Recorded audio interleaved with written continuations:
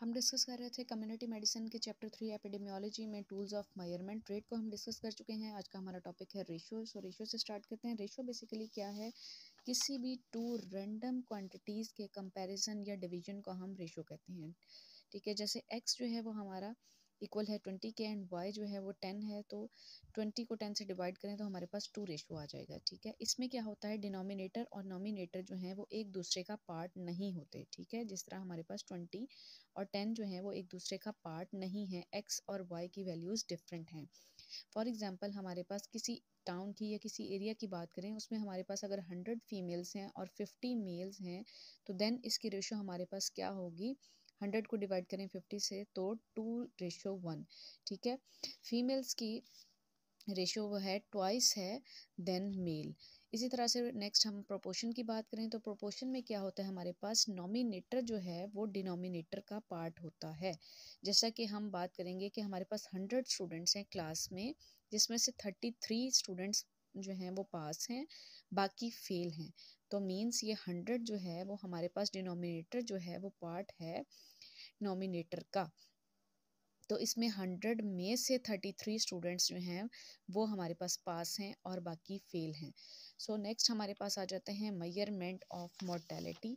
Measurement of mortality की अगर हम बात करें तो हमारे पास क्यों इम्पॉर्टेंट है ये measure of mortality, death rate किसी भी जगह का मेजर करना क्यों हमारे लिए इम्पॉर्टेंट है। ठीक है, एक तो इसकी मेडिको लीगल इम्पॉर्टेंस होती है, इसके अलावा हमें कॉज ऑफ डेथ पता चलती है कि किसी भी एरिया में कितनी डेथ जो हैं वो किस कॉज की वजह से हो रही हैं। फॉर एग्जांपल किसी स्पेसिफिक एरिया में टीबी, कोविड, मलेरिया वगैरह के केसेस की वजह से कितनी डेथ हो रही हैं, क्या उनका रेट इंक्रीज़ हो रहा है, डिक्रीज़ हो रहा है। ठीक है, उसके अकॉर्डिंगली अगर हमें पता चलता है कि किसी पर्टिकुलर एरिया में टीबी या कोविड की वजह से जो है वो डेथ के केसेस इंक्रीज़ हो रहे हैं, तो हम उसको प्रिवेंट करने के लिए गाइडलाइंस या प्लानिंग्स करते हैं कि उसकी सिवियरिटी को कम किया जा सके। ठीक है, तो इसलिए भी हमारे पास जो है वो मेजरमेंट ऑफ मोर्टेलिटी जो है वो डेथ रेट जो है वो काउंट करना ज़रूरी होता है। इसके अलावा हमारे पास इसकी मेडिको लीगल इम्पोर्टेंस है। जैसे कि लोगों की डेथ हो जाती है, उनकी आईडी कार्ड वगैरह यूज़ होते रहते हैं, सिम वगैरह यूज़ होती रहती हैं और जायदाद वगैरह के इश्यूज़ होते हैं, तो इसलिए हमारे पास मेजरमेंट ऑफ मोर्टेलिटी जो है वो बहुत ज़रूरी है। इसका इम्पॉर्टेंट रोल है। एक तो हमें डेथ की कॉज पता चल जाती है, मेडिको लीगल इम्पोर्टेंस है, और हमारे पास मोर्टेलिटी रेट मेजर हो जाता है कि किस एरिया में कितनी डेथ हो रही हैं या इस ईयर में कितनी डेथ हुई, कॉज क्या थी वगैरह वगैरह।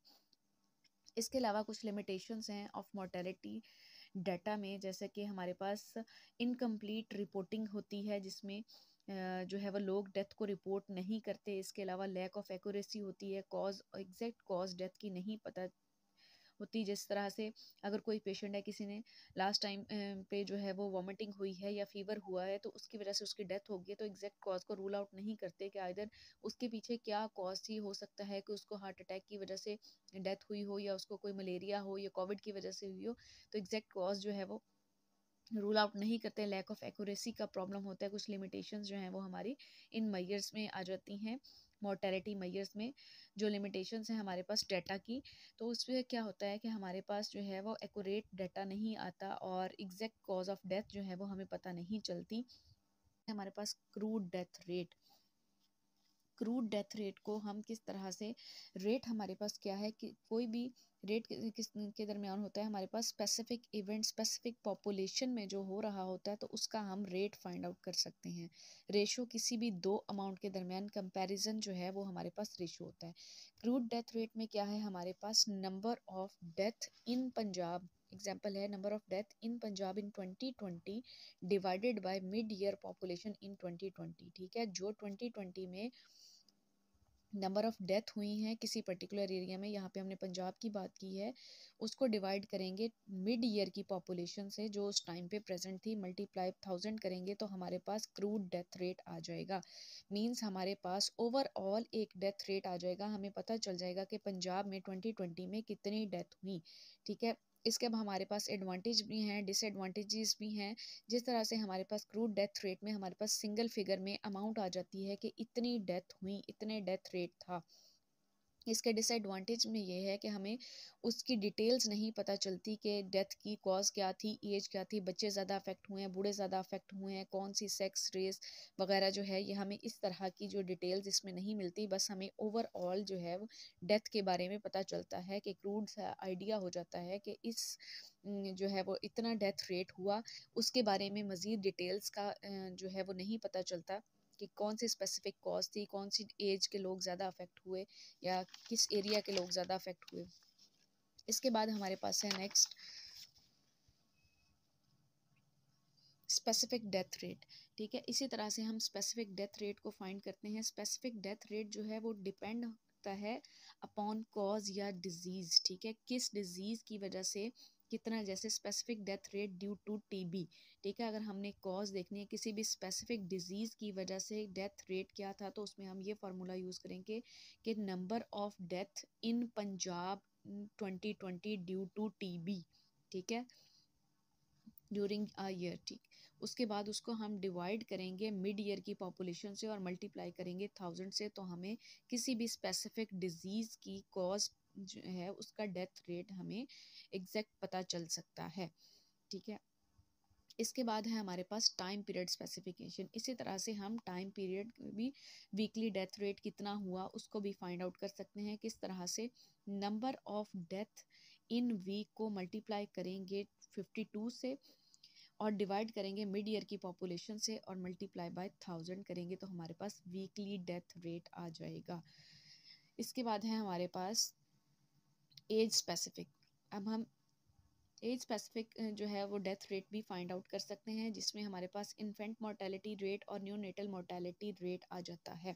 न्यूनेटल मोर्टेलिटी रेट में हमारे पास इन्फेंट जो है वो लेस देन 1 ईयर का चाइल्ड को हम इन्फेंट कहते हैं। Neonatal first 28 days of life जो है इसमें न्यूनेटल आ जाते हैं। अब इन्फेंट मोर्टेलिटी रेट को हम किस तरह से फाइंड करेंगे, number of death of children less than 1 year of age. ठीक है, कितने बच्चों की डेथ हुई जिनकी एज 1 साल से कम थी और कितने बच्चे जो हैं वो पैदा हुए उस साल में, उसको मल्टीप्लाई करेंगे 1000 से, तो हमारे पास इन्फेंट मोर्टेलिटी रेट आ जाएगा।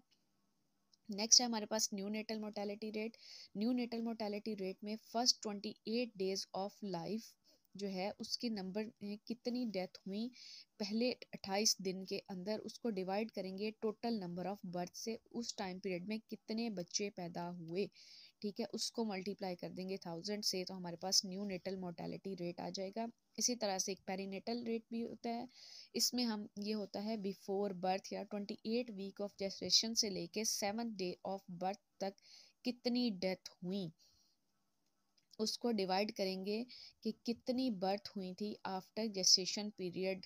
ठीक है, उससे मल्टीप्लाई करेंगे 1000 से, तो हमें पेरीनेटल हमारे पास रेट आ जाएगा। इसी तरह से हम किसी भी केस की फैटेलिटी को भी चेक कर सकते हैं कि कौन सी पर्टिकुलर डिजीज़ जो है वो कितनी फैटल हुई, उससे कितनी डेथ हुई।